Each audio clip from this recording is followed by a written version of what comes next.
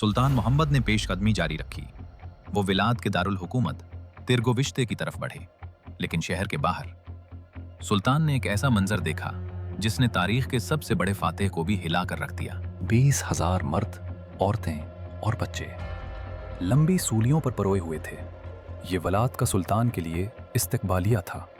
14वीं सदी के वसत में एक नाम था जिसे सब खौफसदा थे, वलाद तिपिस, वलाद दी एम्प्योरर।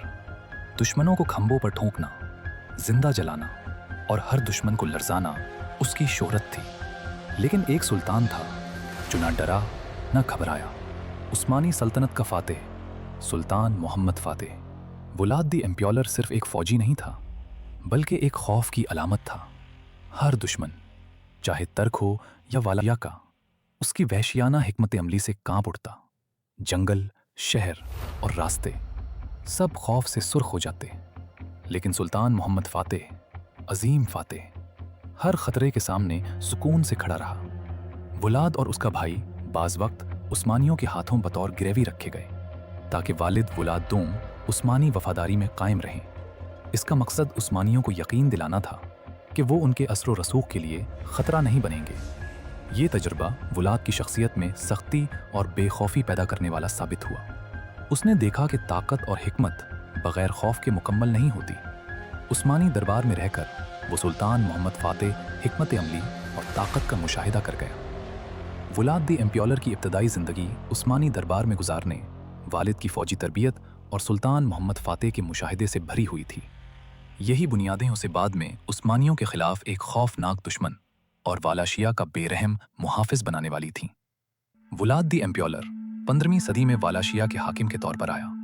उस्मानी सल्तनत के फातेह सुल्तान मोहम्मद दोम, जिसे फातेह कुस्तंतनिया भी कहा जाता है, ने वालाशिया पर अपना असर रसूख कायम रखने के लिए खराज वसूल करने का मुतालबा किया। वलाद ने उस्मानियों के ये मुतालबात न सिर्फ नाकाबिल कबूल समझा, बल्कि अपनी आज़ादी और ताकत पर हमला तसव्वुर किया। उसने खराज देने से इनकार कर दिया।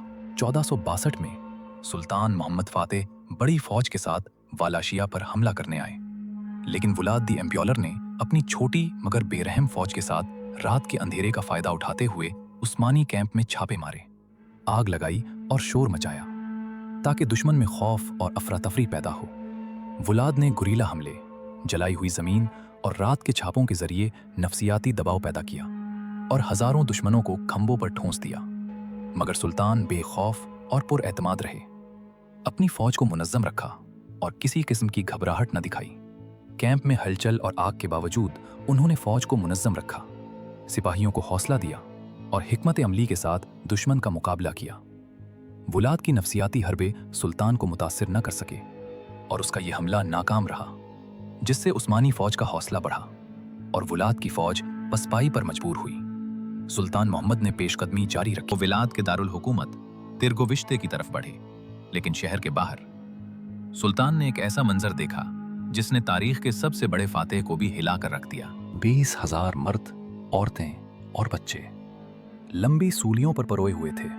ये वलाद का सुल्तान के लिए इस्तकबालिया था। मंजर इतना हैबतनाक और दर्दनाक था कि उस्मानी फौज देखती रह गई। सुल्तान भी हैरान थे कि एक हुक्मरान अपनी ही रियाया के साथ ऐसा कैसे कर सकता है। ये मनाजिर किसी भी ज़ीरू के लिए नए और अजीब थे, मगर सुल्तान मोहम्मद फातेह ऐसे मनाजिर से घबराने वालों में से नहीं थे। सुल्तान ने अपना सफ़र जारी रखा।